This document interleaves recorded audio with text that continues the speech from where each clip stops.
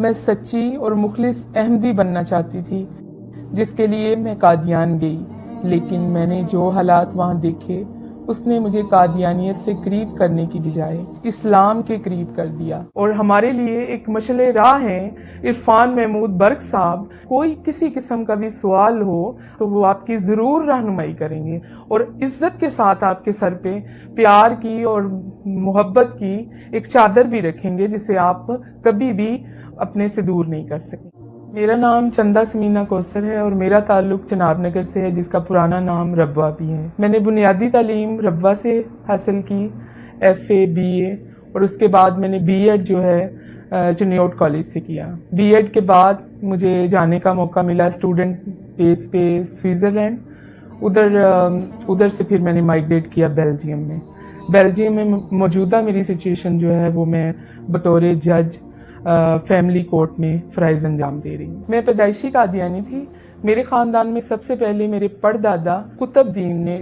مرزا قادیانی کو امام مہدی مانا تھا۔ جب میں قادیانی تھی تو بھی اپنے آپ کو مسلمان ہی کہا کرتی تھی، بلکہ ٹرو مسلم کہا کرتے تھے ہم اپنے آپ کو۔ لیکن میرا اپنی والدہ کے ساتھ چھوٹی عمر میں قادیان جانے کا موقع بنا۔ یادداشت میری تھوڑی شارپ ہے، اس لیے مجھے ایک ایک دن یاد ہے قادیان کا۔ تو میں نے جو محسوس کیا کہ وہ ایک بستی میں سے ایک بدبو ہے، جیسے تعفن ہے، ہلکی ہلکی سی، یا جیسے کہتے ہیں کہ نالیوں کی یا گٹروں کی اس طرح کی ایک آتی ہے تعفن سا۔ دوسری میں نے چیز جو قادیان میں محسوس کی وہ تھی ایک ان کا کمرہ ہے بیت الدعا، اس میں بہت لمبی لائنیں اور کہتے ہیں اس میں جو جا کے دعا کرے گا وہ تو جنت کا بالکل ہی حقدار ہے۔ اس میں جب جانے کا موقع ملا تو اس میں ایک اور ہی قسم کی وحشت، اور دو تین لوگ ادھر کھڑے ہو سکتے ہیں، جلسے کے دن تھے۔ تو اس بیت الدعا میں مجھے کوئی بھی روحانی چیز نہیں نظر آئی۔ اس کے بعد جب میں نے مرزا قادیانی کی کتابیں اس لو سے شروع کی کہ مرزا قادیانی نے خود کہا ہے کہ ہر احمدی پہ 3 دفعہ میری کتابیں پڑھنا لازم ہے، تو مجھے پتہ چلا کہ حضرت عیسیٰ علیہ السلام جو خدا تعالیٰ کے سچے نبی تھے اور پاکیزہ ماں سے پیدا ہوئے تھے، ان کے بارے میں جو گستاخانہ باتیں تھیں وہ میں جب اپنے والد سے شیئر کرتی تھی تو میرے والد جو ہیں بہت زیادہ خفا خون ہوتے تھے کہ یہ کوئی مولوی تمہیں پٹی پڑھاتا ہے۔ جیسا کہ روحانی خزائن جلد نمبر 19 میں مرزا قادیانی نے خود اپنے ہاتھوں سے تحریر کیا ہے کہ نعوذ باللہ حضرت عیسیٰ علیہ السلام جو ہیں وہ شراب نوشی کرتے تھے۔ تو اس طرح کے بہت سارے کفریہ کلمات ہیں جو ایک نبی کی شان کو بالکل بھی زیب نہیں دیتے۔ اس کے بعد جو کچھ ایسی باتیں ہوتی تھیں کہ بہت ہی زیادہ ایک بچی اپنے باپ سے نہیں کر سکتی، تو وہ باتیں میں اپنی ماں سے کرتی تھی اندھیرے میں، کبھی چھپ کے، کبھی پیٹی والے کمرے میں، کہ والدہ یہ چیزیں لکھی ہیں۔ تو میری والدہ ایک پڑھی لکھی عورت تھیں، تو پھر وہ مجھے کہتی تھی مجھے نشان لگا دو بیٹی، میں 10 بار پڑھوں گی اور اسے سمجھنے کی کوشش کروں گی۔ اور کئی دفعہ محلے کے مربی سے بھی میں رابطہ کرتی کہ آپ تو ہمارے استاد محترم ہیں، ہماری رہنمائی کریں، یہ باتیں دل میں ایک گرہ سی باندھتی جا رہی ہیں۔ اس سارے سلسلے کے بعد جب میں اپنے والدین سے بات کرتی، میری والدہ جو ہے قائل ہو جاتی تھی، لیکن میرے والد کبھی بھی قائل نہیں ہوتے تھے، بلکہ وہ کہیں نہ کہیں میرے لیے مرنے کی بد دعائیں کرتے تھے کہ یہ کیا اذیت ناک ایک بچہ میرے گھر پیدا ہو گیا ہے، کیونکہ میں سب سے بہن بھائیوں میں چھوٹی تھی اور سب سے زیادہ خدمت گزار تھی، اور میرے بہن بھائی سب سیٹ تھے یورپ میں، لیکن میں اپنے والدین کے ساتھ تا دم مرگ میں نے نبھا کرنے کا وعدہ کیا ہوا تھا خدا سے۔ اس کے بعد جو ہے میں نے کچھ عرصہ کے لیے اپنے والد سے ڈسکشن کرنا بالکل بند کر دی۔ خدا سے میں نے عرض کرنی کہ یا خدا، میں ایک عورت ہوں، ایک لڑکی ہوں، اگر میں اس عذاب سے نکلوں تو میں اپنے ماں باپ کے بغیر نہیں نکل سکتی۔ لیکن میرے والد کو آخری عمر میں کچھ ایسے خواب آنے شروع ہو گئے تھے اپنے متعلق، میرے متعلق، تو پھر وہ میں جب بھی ان کو فون کرتی بیلجیم سے تو وہ مجھے کہا کرتے میرے پاس جلدی سے آؤ۔ تو وہ کچھ آگ دیکھتے تھے، کبھی اپنے آپ کو جلتا دیکھتے تھے، تو کہتے تھے کہ تم میری بیٹی ہو، تم میری مرہم کر رہی ہو۔ تو اس طرح سے میرے والد کی جو نفرت تھی خدا تعالیٰ نے محبت میں بدل دی۔ پھر الحمدللہ 2015 میں وہ دن آ ہی گیا جب میرے والد جو ہیں بالकुल बाकायदा तौर पे मुझसे एग्री हो गए कि हम इस कल्ट से निकलते हैं, और ढेरों लानते डाल के मिर्जा कादियानी पे हमने सच्चे दिल से इस्लाम को कबूल किया। चूंकि बचपन मेरा रब्वा में गुजरा, चनाब नगर में गुजरा, तो बहुत सारे ऐसे वाकयात हैं जो जहन पे वैसे ही नक्श हैं जैसे मैंने खुद अपनी आंखों से देखे। जैसा कि वसीयत करते हैं ये लोग, पूरी जिंदगी पैसे देते हैं कि हम जन्नत में दाखिल होंगे, और अलहदा से बहिश्ती मकबरा बना रखा है। तो जिन लोगों के भी पैसे थोड़े से कम होते थे उनको वहां पे नहीं दफन किया जाता था, हालांकि वो पूरी जिंदगी अपनी आमदन का हिस्सा बाकायदा देता रहा। अगर थोड़े से पैसे किसी बीमारी की वजह से या बुढ़ापे की वजह से या परेशानी की वजह से वो अदा नहीं कर सका, तो इनका मैं रहम कहीं पे भी नहीं देखती थी, और उसको अमानतन नॉर्मल जो आम कब्रिस्तान है उसमें दफन कर दिया जाता था। और मेरे वालिद चूंकि बुजुर्ग थे और नजर भी कमजोर थी और बहुत दुआओं वाले आदमी थे, उनको इनवाइट किया जाता था कि फलां वक्त में आप आइए, वहां से उस मैयत को उठा के निकाल के फिर बहिश्ती मकबरा में इस शर्त पे दाखिल किया जाता था जब तक वो अपने बकाया जात अदा नहीं कर देता था। 4 दिन बाद या 5 दिन बाद, तो मैं छोटी थी तो अपने वाले से जिद करती थी कि मैं भी आपके साथ जरूर जाऊंगी, मुझे देखना है। जब उसको निकाल के एक रेडी सी होती थी उसके ऊपर रखा जाता था, उस वक्त में मेरे वालिद के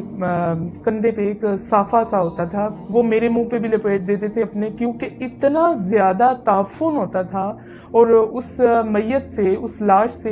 एक गलीज और बदबूदार पानी पूरा सफर जो है आम कब्रिस्तान से बहिश्ती मकबरे तक छिड़काव होता जाता था। वो माँ बाप जो रब्बा की तामीर में जिनका हाथ था, जिनकी ईंटें लगाने में उन्होंने अपना खून पसीना दिया हुआ था, उनको मिर्जा मसरूर की वजह से अपने घर में कैद किया गया कि आप तौबा करें, आप एक पुरअसर शख्सियत है मोहल्ले की, अगर आप इससे निकलेंगे तो बहुत सारे लोग भी सवाल उठाएंगे। और ऊपर गली में कैमरे भी लगाए जाते थे कि कोई भी उनकी मदद नहीं कर सकता, ना उन तक कोई फूड पहुंचता था, दर्द की दवाई, डिस्प्रिन, कुछ भी, मोहल्ले का बिल्कुल बाइकाट। तो इस तरह के मुसाइब बर्दाश्त करके उन्होंने अपनी जिंदगी दे दी। और उनकी डॉक्टरी रिपोर्ट जो मेरी वालिदा की और मेरे वालिद की डेथ सर्टिफिकेट पे है, वो है कि cause death because of hunger, भूख की वजह से मौत। ना कोई हार्ट का मसला था, ना ब्लड प्रेशर का, सिर्फ उनकी वेनों को जब चेक किया गया तो तकरीबन 13 दिन से उनके अंदर कुछ भी नहीं था, ना पानी ना रोटी, कुछ भी नहीं था। कादियानी जो है उनके ऊपर एक इल्जाम है कि वो इसराइल के बहुत ज्यादा करीब हैं, और मैं भी इस चीज को इल्जाम ही समझती थी जब मैं मुख्तलिफ किस्म की दीवारों पे ये लिखा हुआ देखती थी कि कादियानी जो है इसराइल के यार हैं, गद्दार हैं, गद्दार हैं। तो मैं सोचा करती थी कि ये कौन से ऐसे मौलानाज को हक है जो कादियानियों को ऐसा कहे या बाकायदा तौर पर दीवारों पर तहरीर कर दे। तो बहुत ही एक गुस्से की सी कैफियत पैदा होती थी। लेकिन बेल्जियम में जाने के बाद, इनके सिस्टम के अंदर जाने के बाद, एक तबलीगी तौर पे इनका काम करने के बाद अंदाजा हुआ कि ये बिल्कुल हकीकत और हक और सच बात है, क्योंकि कादियानियों का एक आला सतह का मरकज जो है वो इसराइल में खुद बनाया है और उधर उनका आना जाना भी है। और 2014 में बाकायदा तौर पर कादियानियों ने छोटे छोटे हर एक के कार्ड्स बनाए चिप के साथ, जिसमें आपकी हेल्थ, आपकी एजुकेशन, आपकी उम्र, आप क्या करते हैं, आप पूरी एक बायोग्राफी के साथ, और ये इन्होंने इस नाम पे बनाए कि ये हमारी सिक्योरिटी के तौर पे हैं। लेकिन वो एक किस्म का मुआहदा था इसराइल के साथ कि हम पाकिस्तान की तरफ से ये वाली कम्युनिटी जो है वो इतनी तादाद में आपके साथ शाना बशाना खड़े हैं। तो मेरी ये बात का वहम और ये एक गुस्सा और नफरत ये निकल गया कि ये एक इल्जाम नहीं है, ये हक और सच बात है। कादियानी जो है वो इसराइल के यार हैं, और ये सच है कि कादियानियों को इसराइल से खास किस्म की एक उनसियत है। एक चीज जो मेरे लिए और बहुत ज्यादा काबिले तकलीफ थी, अजियत का बाइस थी, कि जब भी कोई कादियानी माइग्रेट करते हैं पाकिस्तान से, ये एक माहौल क्रिएट करते हैं, स्टोरी क्रिएट करते हैं पाकिस्तान के खिलाफ कि मौलानाज जो हैं वो हमारे पीछे चढ़ गए, हमारी बच्चियों को खतरा है। ये सिर्फ और सिर्फ पाकिस्तान को इस तरह से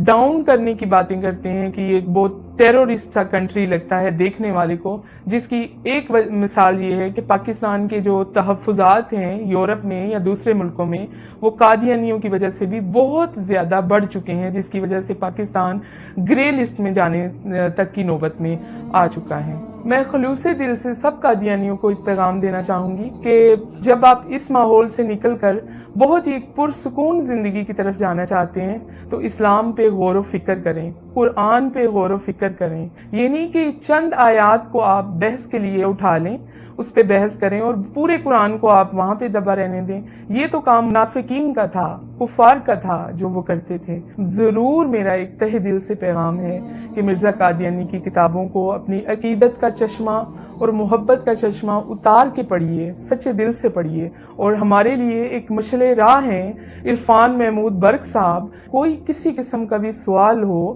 تو وہ آپ کی ضرور رہنمائی کریں گے اور عزت کے ساتھ آپ کے سر پہ پیار کی اور محبت کی ایک چادر بھی رکھیں گے جسے آپ کبھی بھی اپنے سے دور نہیں کر سکیں گے۔ اب میری زندگی کا مقصد صرف اور صرف یہ ہے کہ جو لوگ اندھیروں میں بھٹک رہے ہیں، جن کو راستہ کچھ بھی دکھائی نہیں دے رہا اور وہ اپنے تئیں سوال کرتے ہیں، اپنے تئیں جواب لیتے ہیں، ان کے لیے ایک آسانی میسر کرنا کہ وہ بھی اس نور کو پہچانے، اس حق کو پہچانے اور ایک سچے سفر کو جو زندگی میں بھی کامیاب کرے گا اور آخرت میں بھی شفاعت کا باعث بنے گا۔ اور زندگی بہت ہی آسان ہے فرمان مصطفیٰ صلی اللہ علیہ وسلم کے ساتھ، اور مرنا تو اس سے بھی آسان ہے شان مصطفیٰ کے ساتھ۔